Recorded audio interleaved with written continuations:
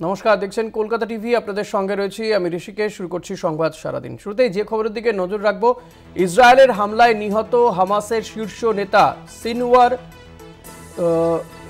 Sinwar নিহত, দাবি ইসরায়েলের প্রধানমন্ত্রী বেঞ্জামিন নেতানিয়াহুর। আরও 10,000 জঙ্গি খতম করেছি ঘোষণা নেতানিয়াহুর। ডিজিটাল হেড অর্পণ ঘোষ রয়েছেন আমার সঙ্গে টেলিফোনে। অর্পণ, কি জানা যাচ্ছে বিষয়ে? এই মুহূর্তে সবচেয়ে বড় খবর যেটা ইসরায়েলের প্রধানমন্ত্রী বেঞ্জামিন নেতানিয়াহু পরিষ্কার জানিয়ে দিয়েছে যে হামাসের যে শীর্ষ নেতা মোহাম্মদ সিনওয়ার তাকে হত্যা করা হয়েছে এবং হত্যা করা হয়েছে এয়ার স্ট্রাইকের মাধ্যমে। যে বিষয়টি এটি সাংবাদিক বৈঠকে নেতানিয়াহু জানিয়েছেন যে আমরা হাজার হাজার জঙ্গিকে খতম করেছি, প্রায় সেই সংখ্যাটা 10,000।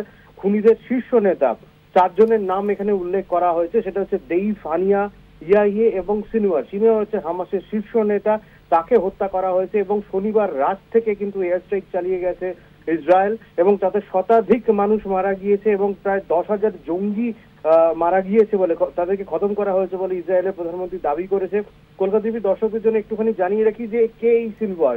সিনওয়ার হচ্ছে যে সশস্ত্র গোষ্ঠী হামাসের প্রাক্তন প্রধান ইয়াহিয়া সিনওয়ারের ছোট ভাই। এই হামাস নেতা যখন ইয়াহিয়ার মৃত্যু হয় গত অক্টোবরে, তখন থেকেই কিন্তু গত বছরের অক্টোবর থেকে হামাসের প্রধান নেতা হয়ে উঠেছিল এই সিনওয়ার।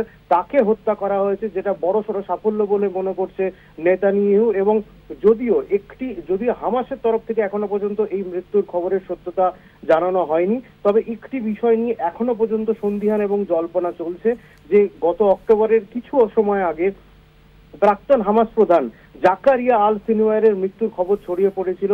পরে জানা যায় যে তিনি গুরুতরভাবে জখম, হাসপাতালে ভর্তি ছিলেন। 3 মাস পর জানানো হয়েছিল যে মারা যায়নি, তিনি এখনো পর্যন্ত জীবিত রয়েছেন। এক্ষেত্রেও সেই রকম কোনো ঘটনা ঘটে কিনা সেদিকে অবশ্যই নজর থাকবে। তবে যেহেতু প্রধানমন্ত্রী বেঞ্জামিন নেতানিয়াহু দাবি করেছেন যে হামাস প্রধানকে মেরে দেওয়া হয়েছে, খতম করা হয়েছে, আপাততভাবে সেই খবরে সিলমোহর দেওয়া হয়েছে ইসরায়েলের পক্ষ থেকে। তবে নিঃসন্দেহে এটা ইসরায়েলের জন্য বড় খবর এবং হামাসের শীর্ষ নেতা যে খতম হয়েছে সে বিষয়ে পরিষ্কারভাবে দাবি করেছেন প্রধানমন্ত্রী। তার সঙ্গে 10,000 জঙ্গিকে খতম করা হয়েছে বলে দাবি নেতানিয়াহুর। ঋষিকেশ। ধন্যবাদ অর্পণ। কথা বলছিলাম ডিজিটাল হেড অর্পণ ঘোষের সঙ্গে।